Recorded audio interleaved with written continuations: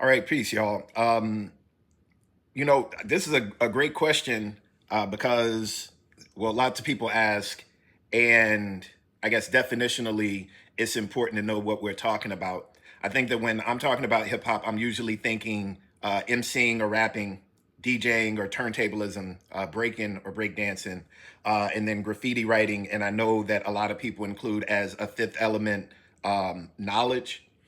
Um, and there are varying reasons for why, well, I believe people keep moving the goalposts with regard to the definitions, and it has to do with the way that definitions are confining across the board in the same way that what we understand to be like the beginning of history is always contested. And so when we talk about hip hop, we're also um, wrestling with the idea that like in the Bronx in August 1973 on Sedgwick Avenue, like all of those kinds of things, which doesn't account for like what might have happened the day before that party or the month before or what was going on in Decatur, Illinois or Compton, California or wherever else. And we know that there's all kinds of evidence of things that we would probably call rap that predate those things, or there were examples of people um, playing and mixing music.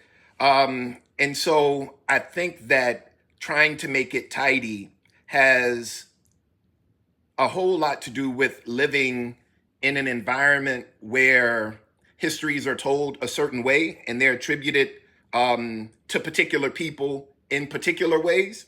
And so part of what I want to do is not to like not perpetuate those things, but to really push back and make and challenge us to think like, how can hip hop actually provide us an opportunity to be different about the way that we tell our histories because we know what that exclusion has done. And so I actually wrote a review of Questlove's Hip Hop is History book. And I really appreciate Questlove's book. But one of the things that's interesting there is that, like, though it's, I believe, a memoir, if you start calling a book that's a memoir like a history text, and I'm not saying it's not historical, but like, like if you remove the fact that it's coming from this very particular perspective, then people might treat it like the history rather than a history or a person's history. And I hope that came across in the review. It's I'll put the link in the thing. It was with the LA Times. But I think it's valuable to have a text like that. But when people say that a text like that is the definitive history, then it makes this work even more difficult. So I hope that answers the question about, operational definitions. Peace.